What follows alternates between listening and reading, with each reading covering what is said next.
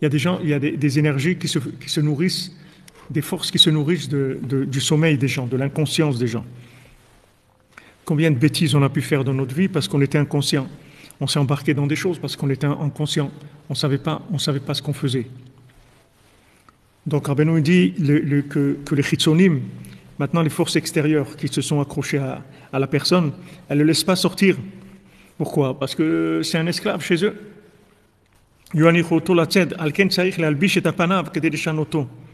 C'est pour ça que maintenant, quand le tzaddik va transmettre avec un visage qui est camouflé dans des contes. Chez l'eau et Kirubo, qu'ils ne reconnaissent pas que maintenant le tzaddik est en train de délivrer la personne.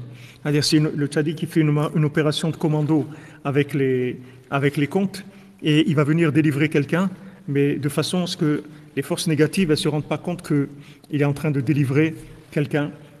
Et parce que du moment où il parle que des contes, une histoire, donc ce n'est pas quelque chose qui a à voir avec l'arbre de la connaissance du bien et du mal.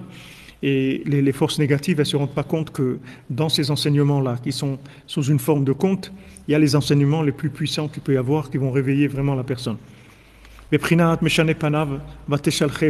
Comme c'est écrit dans Yov, tu lui changes son visage, son apparence, et tu le renvoies. C'est-à-dire que tu vas le délivrer comment? Par le fait que maintenant tu vas changer son apparence, qu'il soit méconnaissable en fait. Chez Avad, parce que par le fait que maintenant on va déguiser, on va habiller le visage, l'évidence, et on habille ce visage de la Torah qu'il a perdu dans des contes, avec ça il va être délivré. Parce que du moment où maintenant on va délivrer avec les contes, on ne va pas reconnaître que la personne, elle est en train d'être délivrée, qu'on est en train de la faire sortir, qu'on est en train de faire la grande évasion, qu'on est en train de la sortir, la personne. Mais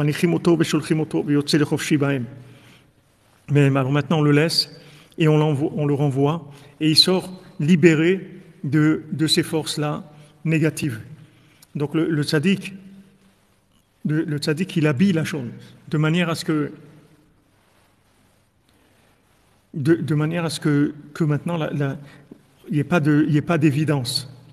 Comme la brosse à dents, c'est-à-dire, il dit voilà, qu'est-ce que je fais? Je fais rien du tout, je me promène avec une brosse à dents, c'est tout. C'est-à-dire que maintenant le tzaddik il fait en sorte qu'on ne peut pas repérer que la personne, elle est en train de sortir, elle est en train de se sauver. Parce que si jamais on repérait, on l'attaquerait tout de suite. Tout de suite. Mamache, comme on voit Paro, tout de suite, il a couru derrière eux, il a dit qu'est-ce qu'on a fait? On les a laissés sortir et tout. Ils sont courus derrière l'âme Israël pour les ramener en Égypte. Donc chacune d'entre nous, c'est la même chose. Voilà, il faut se cacher des radars d'Amalek.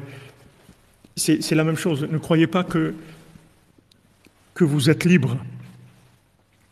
C'est-à-dire que maintenant, il faut vous libérer, mais sachez que vous n'êtes pas libre, que vous êtes engagé dans des choses. C'est-à-dire votre comportement, il vous a engagé, il a créé des liens. Rabbeinu il explique dans l'écoute morale que maintenant, si par exemple quelqu'un il tombe dans une certaine addiction, dans une certaine consommation par rapport aux 70 facettes de la Torah, par rapport aux 7 sphirotes, aux 7 midot. Si quelqu'un maintenant, il s'est fait avoir par exemple sur la rigueur ou sur la bonté, il s'est fait avoir, c'est-à-dire qu'il est tombé dans le côté négatif de cette chose-là. Maintenant, quand il tombe dans le côté négatif, en fait, il rentre sous le pouvoir des forces négatives qui dirigent ces choses-là. C'est-à-dire il rentre sous le joug des nations.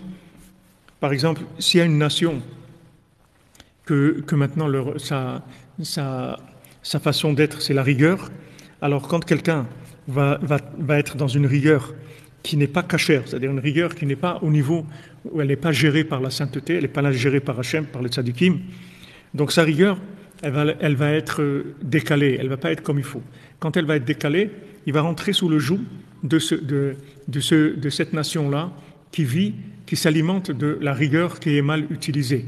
Alors il y a des anges en haut qui dirigent les nations, et ces anges-là, eux, ils vont pousser les gens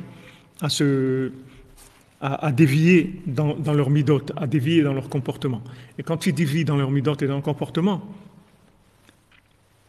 à ce moment-là, eux, ils se nourrissent de ça. Donc ne croyez pas que maintenant, quand vous allez essayer de faire tchouva, de vous sortir de là où vous êtes, vous essayez de vous convertir, ne croyez pas que ça va se passer facilement, parce que vous appartenez à des pouvoirs. Vous ne pouvez pas faire ce que vous voulez. Comme quelqu'un il veut quitter un pays, il veut habiter dans un autre pays. D'abord, il faut qu'il règle ses affaires avec le pays dans lequel il vit. Après, il peut partir. Maintenant, il y a des forces qui s'alimentent de nous. C'est-à-dire, chaque fois qu'on fait des bêtises ou qu'on est inconscient, il y a des forces qui s'alimentent de nos énergies. Alors, quand on veut se réveiller et partir, ces forces-là, elles sont pas du tout d'accord de nous laisser partir. Donc, elles vont tout faire pour essayer de nous retenir. Et ça, si vous voulez, c'est toutes les difficultés qu'on a à faire tchouva ou à se convertir ou à se reprocher d'Hachem. Alors le tzaddik, qu'est-ce qu'il fait? Il déguise la personne de manière à ce qu'elle ne soit pas repérée. On le déguise de manière à ce qu'il puisse passer la frontière sans se faire attraper. Qui a les désés et le makirimbo, parce que par le fait qu'il est déguisé, on ne le reconnaît pas. On manechimoto et on le laisse, et maintenant il se libère de ces forces négatives. Et il y a des contes qui sont en fait des contes de ce monde. Qui a Shevim Panim chez la Torah, Imprinat Shevim Shanim. Parce que les 70 facettes de la Torah, en fait, ce sont les 70 années que quelqu'un y vit en général dans ce monde. Après, c'est du cadeau gratuit. Mais normalement, la moyenne de vie, d'après la Torah, c'est 70 ans. Avaliesh Sipurim Masiot Shel Shanim Kadmoniot. Maintenant, il y a des contes qui ne sont pas des contes de ce qui s'est passé dans ce monde, mais des contes de ce qui s'est passé dans des mondes supérieurs. Shem Prinat Hadrat Panim, qui sont en fait la splendeur du visage. Chez Kol Hashevim Panim chez la Torah, Nimshachim et Kablimem, que maintenant tous les visages de la Torah, ils proviennent, ils reçoivent de ces visages-là.